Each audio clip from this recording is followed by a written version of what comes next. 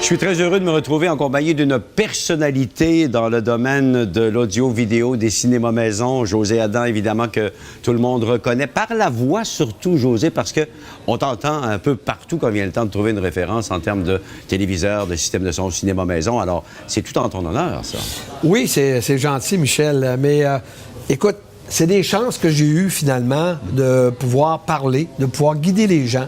La voix a commencé à la radio, on se souvient, dans les années 2001. Et par la suite, j'ai fait le tour de quand même plusieurs stations, que ce soit au 93, que ce soit à Choix, que ce soit à Énergie maintenant.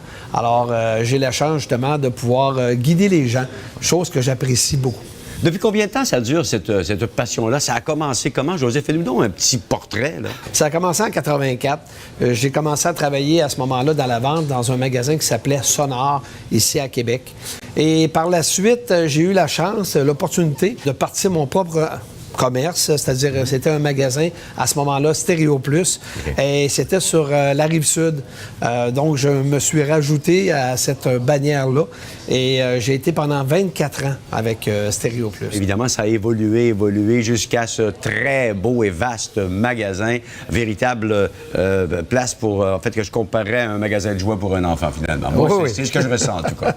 Ouais. Effectivement. C'est pour ça que j'ai beaucoup de plaisir ici, là, moi-même, à passer beaucoup d'heures par semaine.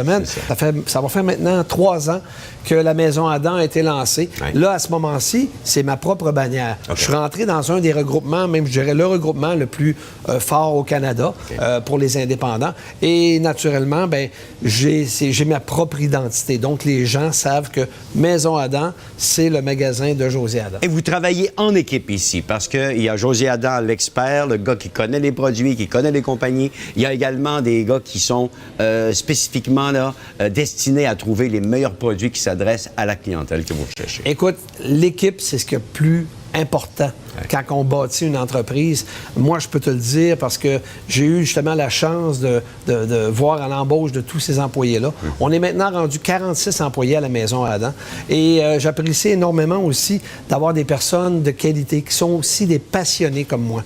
Alors, j'ai la chance justement d'avoir 2 experts, Guillaume et Geoffrey, qui aident beaucoup à préparer le matériel nécessaire pour justement guider les gens.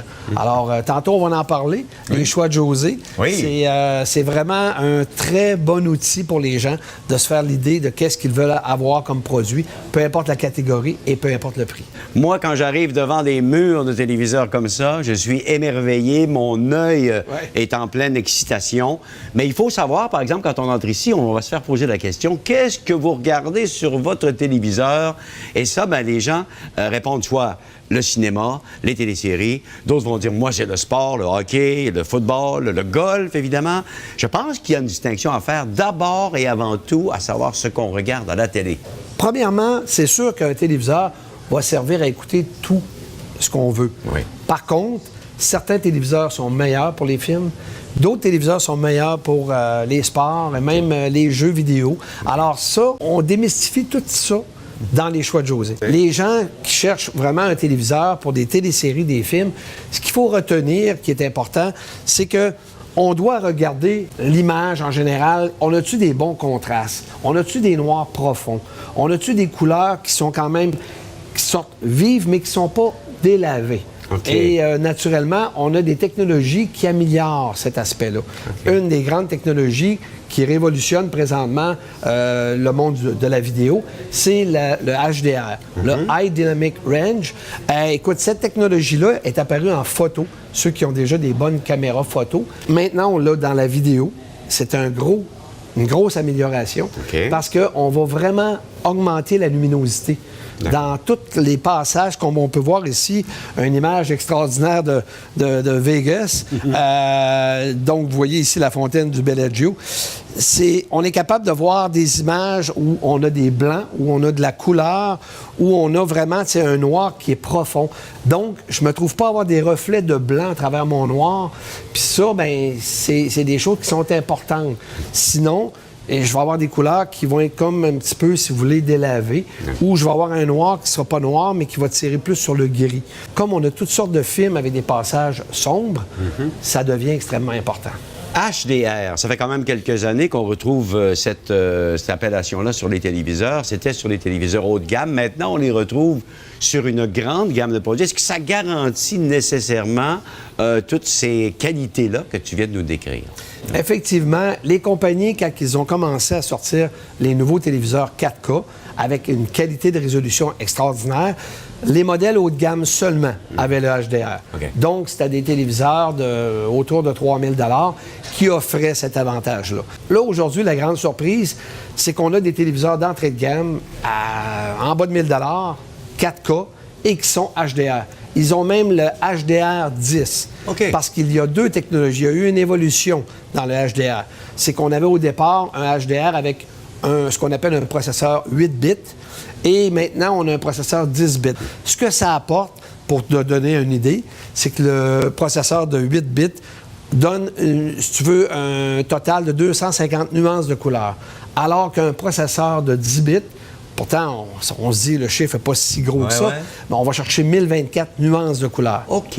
Alors, ça fait toute une différence, ça, là. Absolument. Puis quand on parle de nuances de couleurs, c'est comme la palette de couleurs. Ouais. Quand on va choisir de la peinture, là, qu'on voit toutes les possibilités qu'il y a avec les couleurs, ben c'est ça, justement, les nuances de couleurs. Donc, plus on a de nuances de couleurs, plus on a une image qui est agréable à regarder et qui se rapproche de la réalité de ce que l'œil voit. Alors, José, est-ce que ça veut dire que si j'ai la mention HDR sur mon téléviseur, que j'aurai nécessairement un rendement maximum? Le HDR améliore l'image par rapport à ce qu'on avait avant, OK?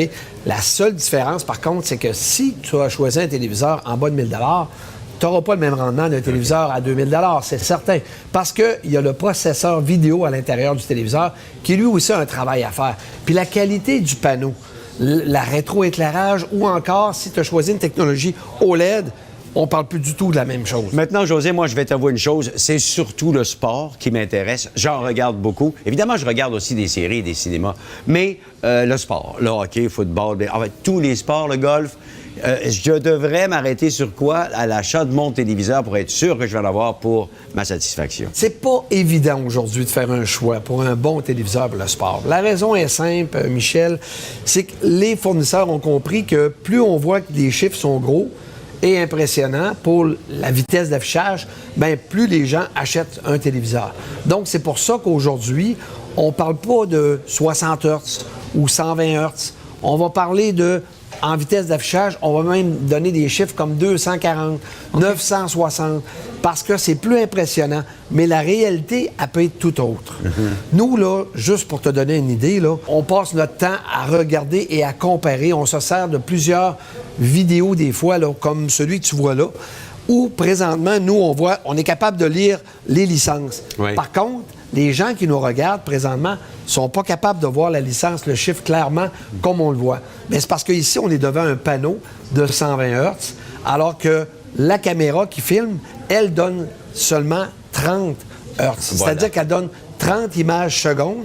Ici, on est sur un panneau de 120 images secondes. Okay. Et les technologies qui sont sur le marché, qui ont apparu pour donner des résultats plus élevés et enlever le flou d'image. Parce que si la vitesse est plus basse, on se trouve à avoir un flou dans l'image. D'accord. Et c'est ça qui déplaît dans le sport. Parfait. Donc, c'est pour ça que faut juste faire attention, je te dirais. Il faut quasiment demander à voir une image avec du sport puis observer si on voit des effets de traînée ou justement si l'image n'est pas nette. D'accord. Quand on veut vraiment comparer. Parfait. Alors, je vais m'intéresser à la rapidité, justement, de l'image. Parce que Absolument. le sport, ça va vite, effectivement. Oui, C'est ça. exact. Puis toi, tu veux voir la rondelle où est-ce qu'elle s'en va. Exact. Alors ça va dépendre de la vitesse de ton panneau.